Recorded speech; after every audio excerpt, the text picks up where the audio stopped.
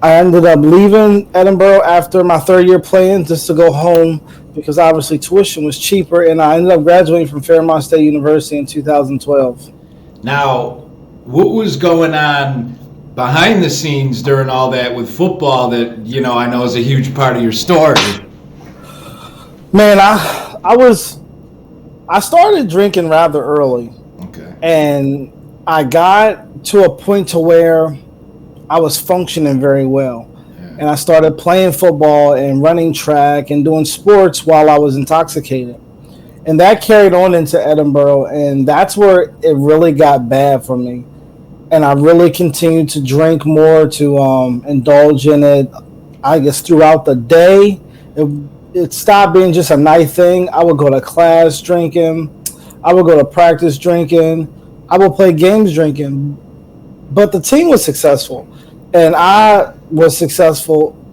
My second year, I was the leading receiver. We went to the playoffs, won a playoff game, and I was intoxicated. Wow. And that became a way of life for me. It made me think that I was the best me when I was drinking. So that just really, man, just became a mindset that I was invisible, that I could continue to do these things, that I would never get caught, that everything was going to be okay, because I never seen the downfall of it. I just, I saw success. I was, in school, I graduated, I played ball, and I was successful. So it just really was something that got a hold of me, and I didn't know how bad it was until something that happened later on in my life, just to be honest with you. Yeah, I think that's a common theme, is when we're in the middle of it, we just don't see what's going on. It's like, you can't see outside the box if you're inside. How do you, like practice and games and stuff? Is there any times you remember just like, holy shit, this is terrible, I can't function, or you got to like leave early because you're sick? How did you get through all that? I mean, practice and stuff are grueling. I mean, there was a many a days, more so Thursdays. But Thursday was a light day because I would go out and I would really drink hard on Wednesdays, Wednesday nights at the Borough Bar. And I had an 8 a.m. Thursday class, and I never missed class. Okay. I always went to class. And there was just those days where I was like, man, I'm just not going to make it. Like, what can I do? How can I make an excuse? And I was like saying to myself, there's no way I'm going to tell Coach Yursich I'm not coming to practice. Like, there was no excuse for me to tell him I'm not coming. But the minute, because at that point when I got to Edinboro, I was so used to it. Once I started running, once I started sweating, I just became, I guess, normal in my mind that I was okay. Yeah. Now, after practice, I think, hurt a lot more because, like, coming down with adrenaline, you're really starting to feel it. But I never had a time where it was like, in the moment, I'm not going to be able to make it. Yeah. There were some times where I think I've lost concentration. Yeah. I'm, made some bad plays, based upon like, oh man, I'm dragging, but not to the point where I couldn't just perform altogether. Okay. Yeah, that makes a lot of sense. That adrenaline you said too is a huge part of it. And then you're around the team and it's like, I got to produce, I got to be me, and then you get competitive. But, I can't imagine after practice the kind of come down, so to speak. Oh, yeah. But the come down was crazy. I mean, I would just try to sleep my way through it, Gatorade water. But then I was just right back at it, So I don't know. I was just stuck in a mindset of that was the way of life. Yeah. What happened after college? After college, I started to coach high school football. Okay. I started to substitute teach. I was a homebound teacher, and then I got a job in FedEx, working as a supervisor. And I thought, man, everything is set for me. I got a job at night that's going to pay for everything. I can teach on the side, and then I'm still in my passion. I'm coaching, and I absolutely fell in love with the kids. Yeah. Now, I fell in love with the kids so much, it pulled me back from drinking as far as in going to practice and going around kids. I've never been around a kid intoxicated. But outside of practice, like after practice, going to work, Yeah, I was still that same person. Yeah. But there was something in me that just would not allow me to go in front of those kids like that. I never wanted to be a bad role model or anything like that.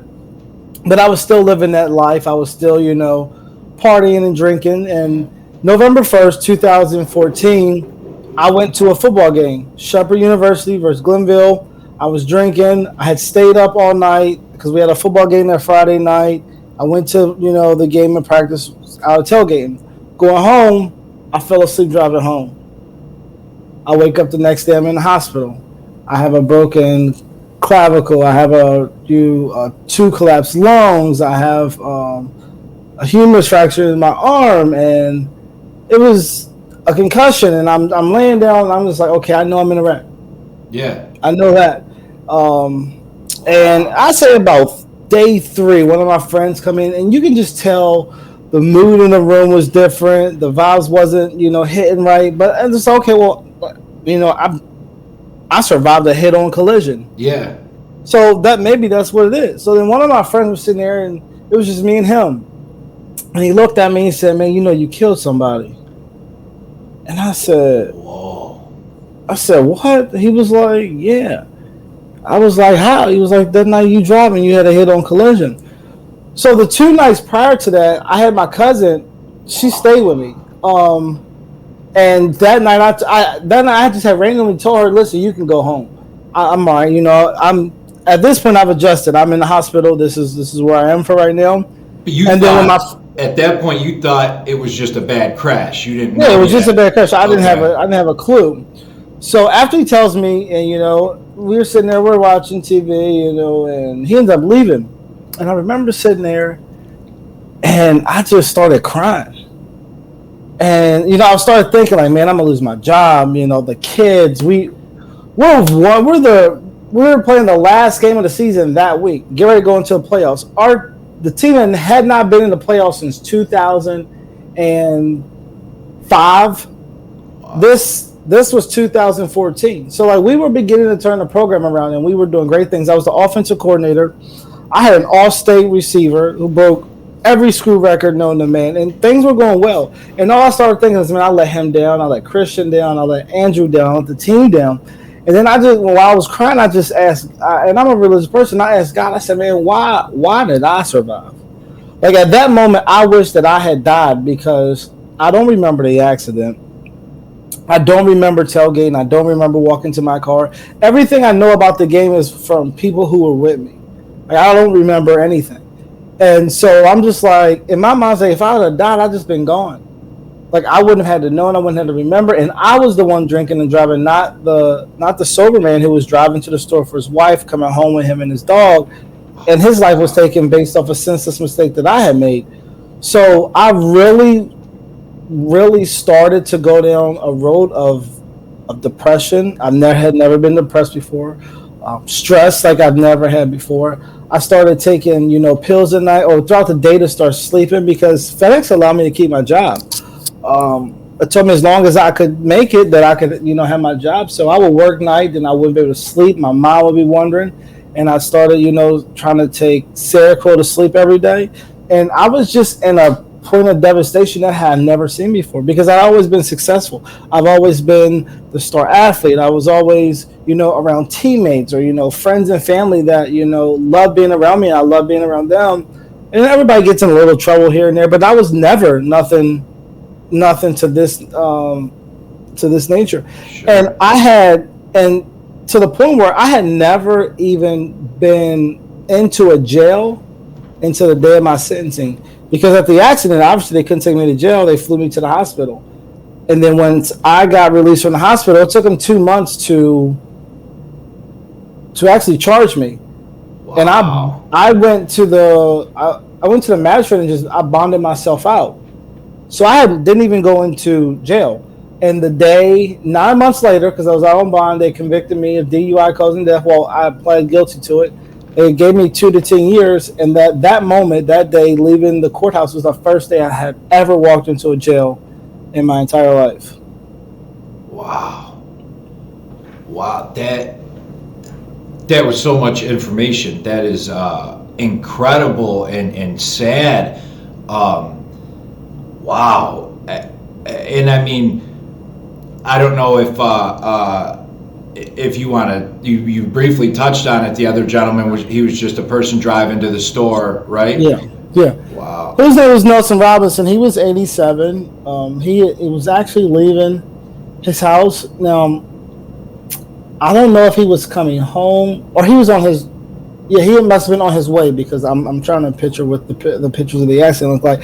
He was on his way to the store. So imagine his wife sitting at home. Her husband goes to the store. Him and the dog, and hours go by and she doesn't hear from him. She's calling his phone, ring, ring. There's no answer.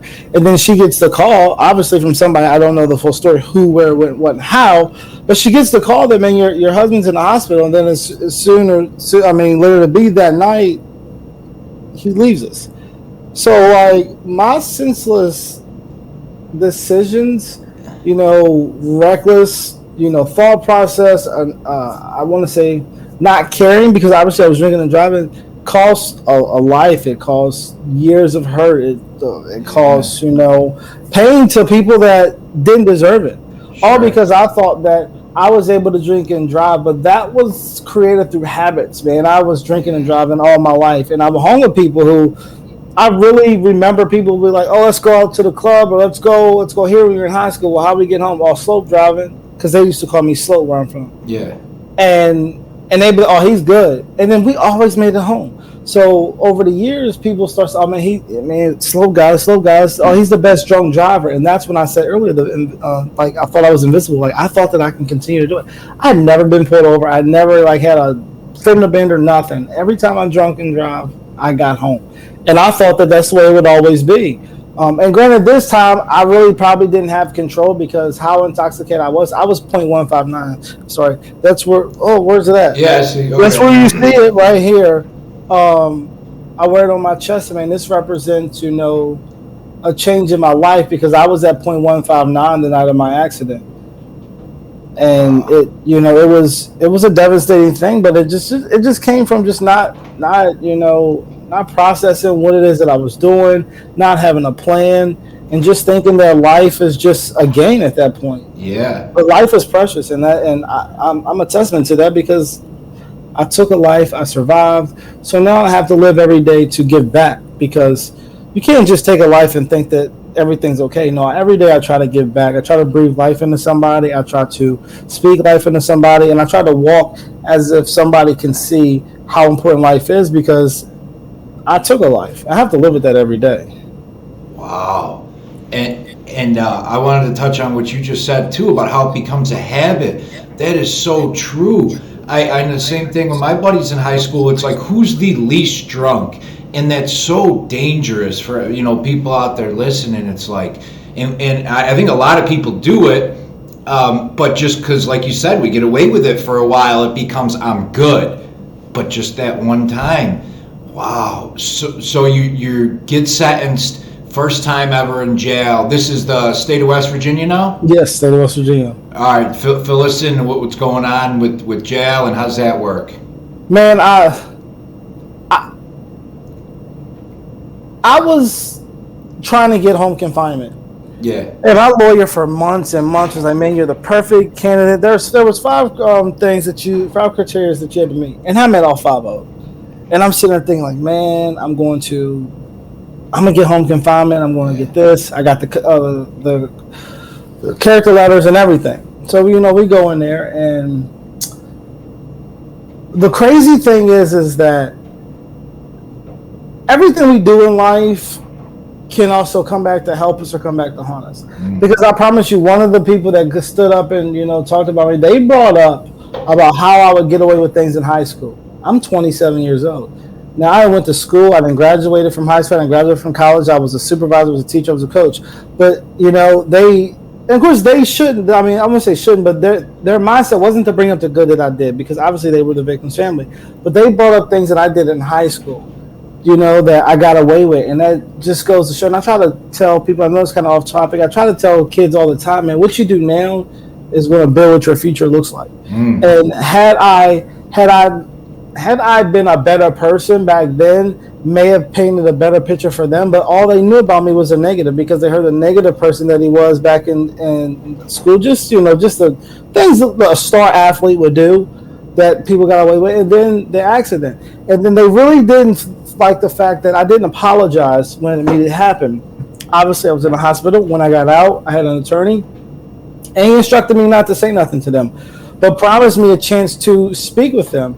And I think that's one big regret that I have, is that I never reached out and told them sooner. But I was just following. I mean, I was scared. Let's just be honest. I was just, I was scared, but then I was under impression that it would happen. So, we get to court and they bring all this up, and I'll never forget it. And the judge looks at me and goes, he talked about the good that I did. Yeah. And then he goes, but also you took a life. And he says these exact words. He said, we see fit that you serve 2 to 10 years in the state penitentiary. Boom. And court's over. So my thought process, how am I going to get through this? Well, the state of West Virginia, a 2 to 10 means they have to let me out at 5 years, because you get 2 days for every one. But then I can see the board at 2. So I knew I was either getting out in the 2nd year or the 5th year. The first year, I go up in front of parole board. I kid you not. They have something called RIPP.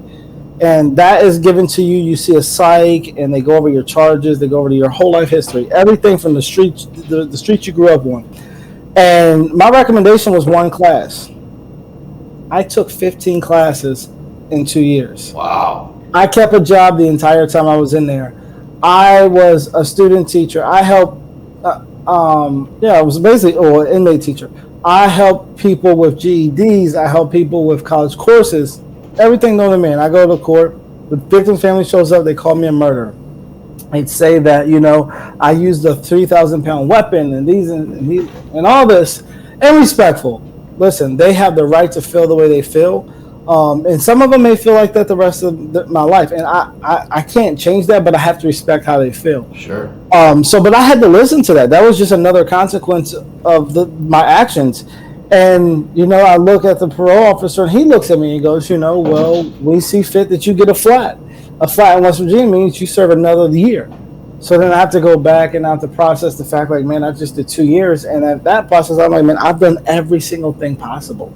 Like, I don't know what else I could do to get out. So then I started to get the mindset. It's like, man, it's not even about me. It's just going to be about when they feel like I'm ready, because I've done everything that I can. So, like, I was in a state of, like, what can I do? Yeah. So you can't do nothing more but breathe, live.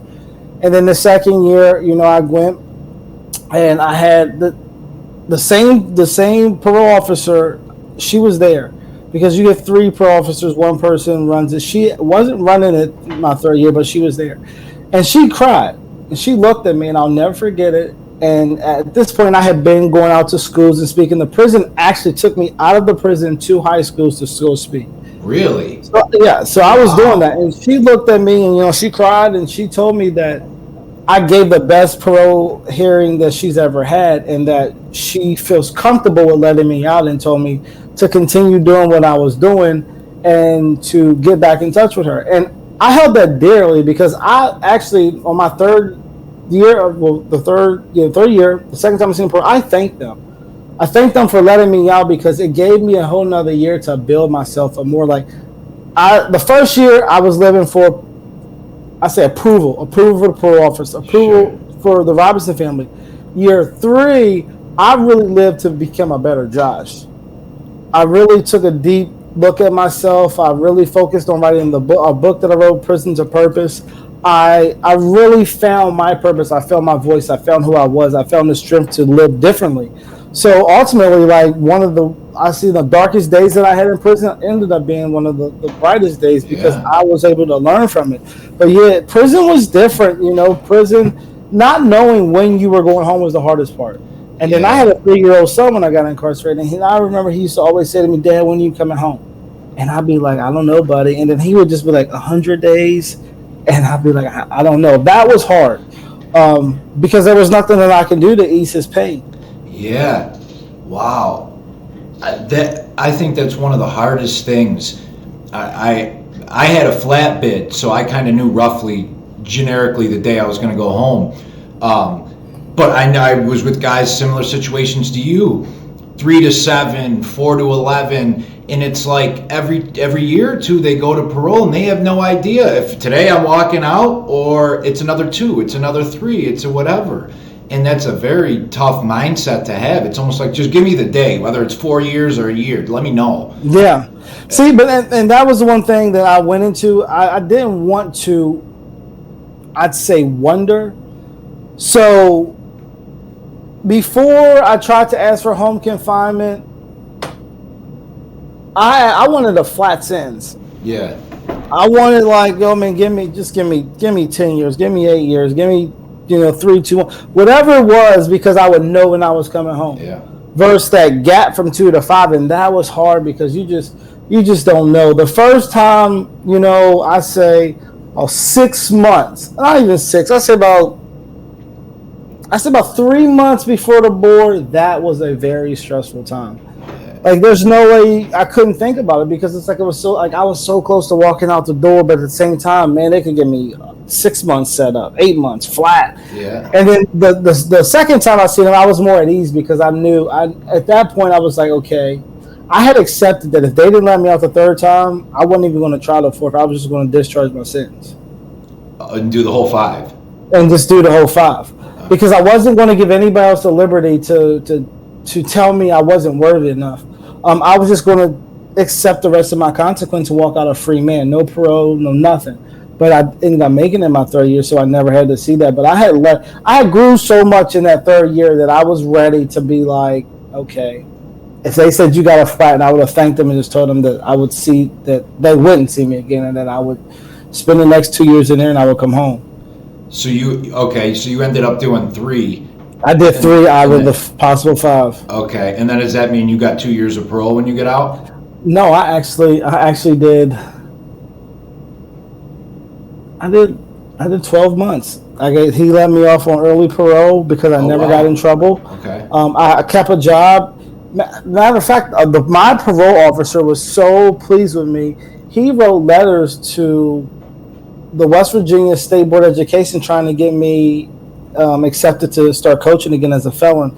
He wrote letters to schools for me about getting me in there to speak. My parole officer was such a nice guy, and he understood the mission that I was on and knew that I was a changed person. So he really, really helped me. And that just goes to show that, man, when you desire to change and you want to change, and then you actually live it and not just say it, people are going to notice it. And the barriers that stand in front of you in life will slowly get knocked down. Some faster than others, but the negative, notion that we have on our head that we can or we're not because of a title that's labeled on us or a past will quickly shift. And like I said, with some things, and then other things will take time by just living it. Yeah. Some people may see you and never get to hear your message, but the way you walk and talk will leave an impression on them forever. Wow, that is a powerful statement and so true. Is inside, you said you started going out to speak at some schools. Is that the first time you ever spoke or was given your message? How did that come about and kind of keep translating into what you're doing now? Well, that's where I say, listen, man, purpose finds you. When you align yourself right with life and you're really doing what's right, purpose will find you. You don't have to go chase your purpose. Sure. Because I went to a program called Residential Substance Abuse Treatment. And that was the one class, like I was saying to you, that I needed to get out. And the very first day, you sit there with like 32 other inmates, but it's an inmate ran. And you have to stand up, you have to introduce yourself the first day, that's just protocol. And that what's your charge and what did you do? And so I got up and I did that, just like every normal inmate. And then they have to elaborate and I talk about it. And at the end of the meeting, the coordinator of the program, another inmate walked up to me, he was like, Brown, he was like, you really impressed me, guy. He's this little country guy, real funny. I ended up being really cool with him. He goes, you're going to be a coordinator here. And I'm looking at him like, yo, I don't even want to be here. I'm here because I want to go home, And he was like, no, Marsh was standing behind you and you didn't see him and he heard you. So long story short, like 2 months later, he's graduating. And they come to me and was like, man, you want to be the coordinator? And I'm like, nah, like, y'all not putting me in that because, I was in a prison that wasn't necessarily known for violence, but I was in a prison that was very known for drugs. Yeah. And K2 was a big thing. K2 crystals was all of that. They were like, we had like 32 overdose in 1 month. Like, but that was in the middle of our RSET program, which is ran by inmates, which means inmates had to discipline inmates. And I'm like, I'm not getting put in that, man. I'm not telling on nobody. I'm not writing people. I just want to go home. And I ended up taking the taking the job. And he comes to me one day and he's like, you want to go speak at a school? And I'm like, nope. And that was just my response. Like, nope. He's like, you're not handcuffing me, shacking me, taking me out to speak to no kids. And like, no. Like, I feel like a dog doing that. Like, I don't want to do that. He was like, no, you go just in your khakis just like this and we take you. And I'm like, so ain't no COs going? He was like, no. Okay, so just y'all. Counselors are going to take me in a van and another inmate to go speak at a high school. I was like, yeah. It's like, they'll feed you. I was like, oh, I'm in. I'm doing right. And mind you, in 2007, I failed public speaking at a junior college. 12 kids could not speak in front of nobody. Fumble, bumble, forgot the words, nervous, whatever. But I was like, I'll go do this because I'm getting out. So as I'm driving, I asked him because none of us bothered to say, what are we doing? And I said, Murphy, what are we doing? He said, oh, we're going to go speak to the kids about a promise. He was like, Joshua, the coordinators, like the first two will talk first, and you're just going to give them a rundown of the program, what it is that you do, what do the guys do. Tell about your story. I'm like, okay. Well, who are we doing it in front of? He was like, the student body. I was like, what? So my very first time speaking, I spoke in front of 1,200 kids in a school auditorium. And, and no, not to be cocky or conceited, like I absolutely killed it. And I mean by killed it is that I felt so good about it that I found healing while I was up there. Because I was still struggling with everything that was going on with me, of taking a life, the family. But me standing up there, like pouring into those kids, really set me free mentally. So when I came off the stage, like I knew, like, I'm doing this for the rest of my life. I didn't even know about making money and speaking, nothing, but I knew that when I left prison, I was going to continue to do that. So they took me to a couple other schools.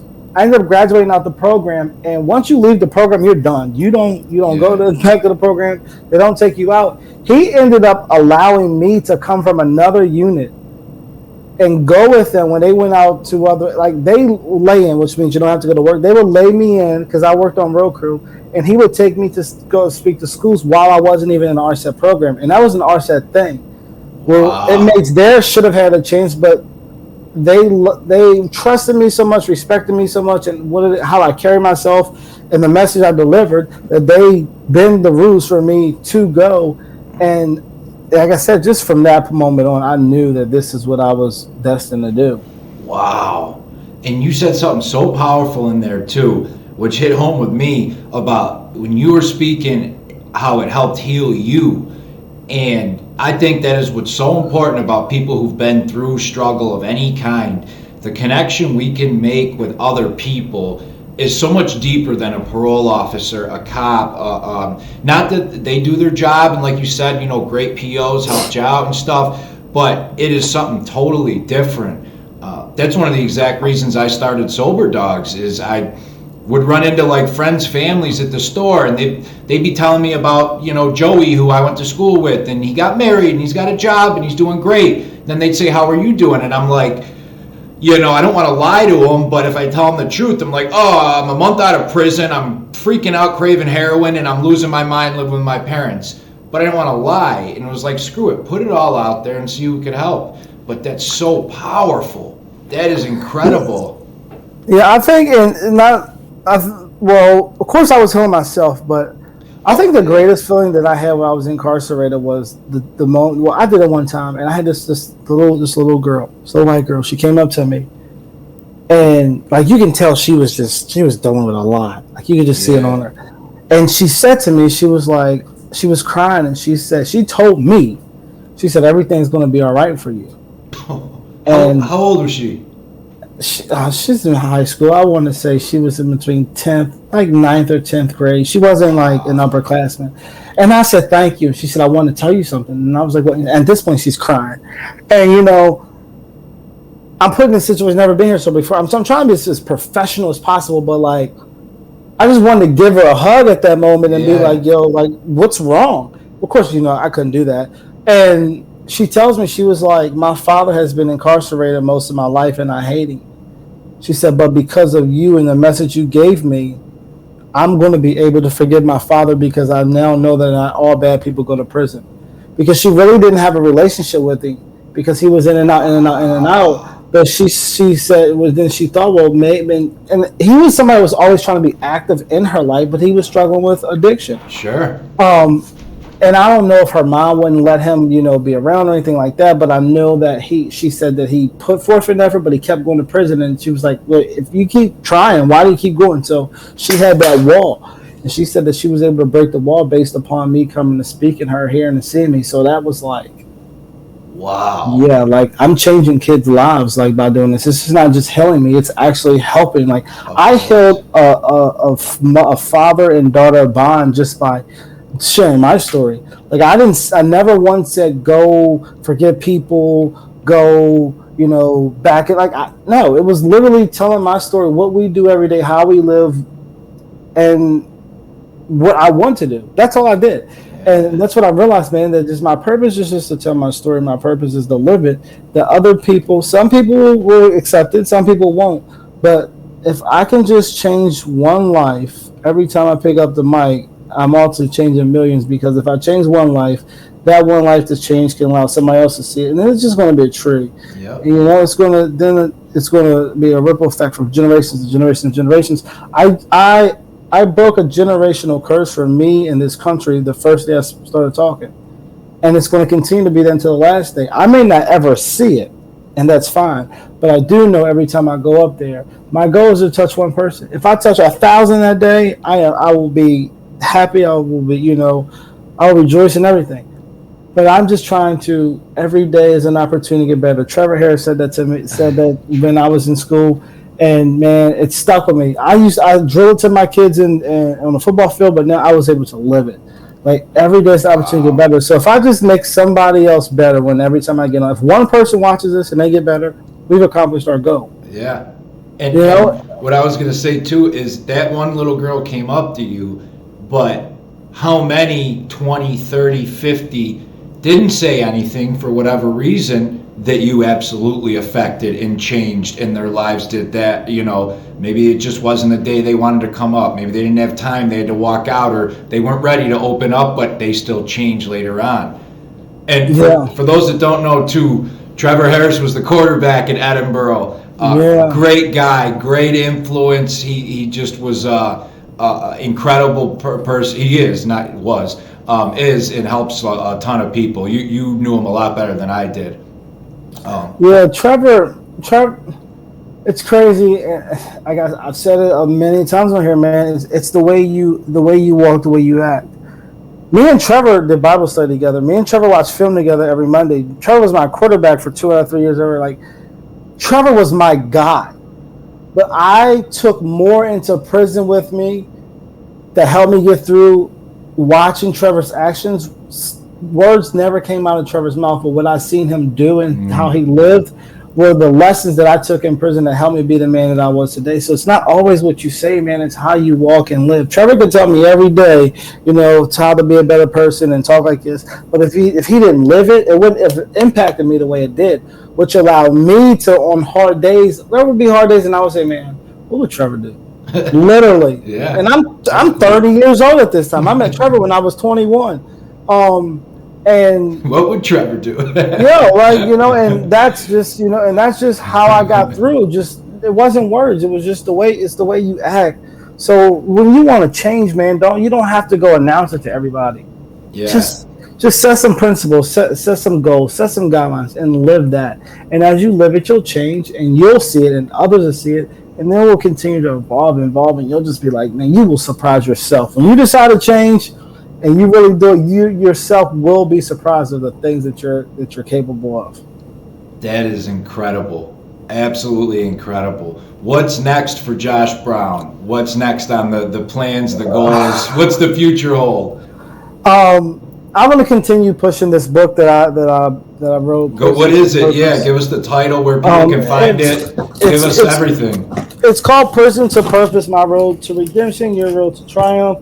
I wrote this book in prison.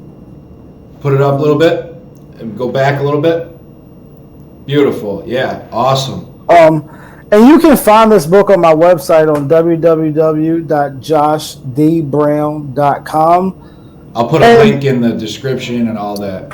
And it's a book about my life. It really allows you to see how the depth of intoxication that I was. And then at the tail end, my favorite part, I broke down ways to change your decision making, and not only change your decision making, to see light in a dark place. So I really give you some tips on how I survived in the darkest moments of my life. But what's next for me is one of the most exciting things. Just today, I received a phone call from the same prison that I once was incarcerated in. And this Friday at 9 a.m., I'm going back to the prison that I did RSET in to speak to those people. So I get to stand up and look at people sit in the same seat that I once sat in, and really, I think this is probably my most exciting, I look forward to this the most, because I sat in those same seats and at one point, thinking, what is it going to be? Will I get through? Will I ever make it? And now I'm able to sit there and just, give somebody some hope, because there's somebody's sons in there, somebody's fathers in there, brother, who just doesn't think they're going to make it. No. And I know it's my mission when I walk out of there. Somebody that light bulb is going to hit, and they're going to understand that your past doesn't define you, and that you can build your future, and that the broken doors, the broken relationships, the broken walls can all be built back up if you just change your mindset, that if you create a strategy, that you leverage your mind with positive thinking, if you be obedient to your goals, if you just have patience through the journey and evolve over time, that your entire life can change for the better. But you just have to continue to push through. You have to fight. It's not easy, but I am living proof. The book, me being there. So I am so excited to go back there and speak with them on Friday. Let me tell you this one quick. I got out. I got in trouble again, violated, and they sent me to Willard, New York State, which is like a prison boot camp thing. Like up at 5 a.m., push-ups, all that, whatever. I was clean forcefully at that point. I wanted to change, but it didn't totally click. The last couple weeks, they brought in a couple guys from the street to speak, and for the first time, a guy stood up there, shared his story, and he was in the chair I was in a decade prior, and that was the first time. His name is Jimbo. He's still here in Rochester. I know him. But you are going to definitely change somebody's life that day when you go in, because they're exactly like you said. There is a guy in there who could hear it from everybody else, but from somebody who sat where he sat is going to click, and that is going to change. And then it's more than one, I'm sure. Yeah. But that is one exact scenario that helped change my life. So I know you're going to crush it and help more than one person. Man, I'm definitely looking forward to it. It's a blessing, because I was there. I had those days, and somebody's cycle is going to be broken on Friday. I'm for sure of that. That's incredible. Before we close out here, let everybody know where can they find you. Are you on? You have social media? The book you already said you can find on your website. Yeah, you can find me on my website. I do public speaking. You can look to, have me there. You can, read about me, my book. I'm on Facebook as Josh D. Brown Senior. You have to have Senior. You're not going to find me. And I'm on Instagram as Josh D. Brown Senior. So you can look me up on Facebook, Instagram. I'm there. I'm highly active. I throw out a Level Up Monday every Monday. Okay. I post a video just encouraging people. I have more. I got some creative juices going. I got some things that's coming up. So be on the lookout for that. Go follow me on Instagram. Add me as a friend. I have a motivational page, and and hopefully that even if you're not struggling with addiction or you're not struggling with depression, maybe some of the things that I put on there, you may know somebody that it can help them. So just like, share, post, and just follow and enjoy the journey with me, because it's truly amazing what we can do when we do things together. Josh, that is incredible. I can't wait to see all the people you're going to help and connect again with you in a couple months to see where the journey's gone. I appreciate it. Yeah, of course. Thank you again for coming on. I just realized I got the spray bottle in the back of this picture the whole time. That's unprofessional. Whatever, it's authentic. But thank you again so much. And I'll put all the links for everything Josh said in the description for anybody out there who wants to connect with Josh or see his stuff or buy the book or whatever. Josh, thanks again. And we'll be in touch shortly and do another one. Hey, thanks for having me. Hey, good luck in your continued journey. Keep fighting through, keep pushing. What you're doing is amazing, and it's helping somebody every day. You know that you're waking up and you're changing lives, and continue to live in that moment. Don't let the world stop you. Thank you so much. I appreciate that. Well, you have a great week. Good luck at the prison. Thank you. Thanks, Josh. All right.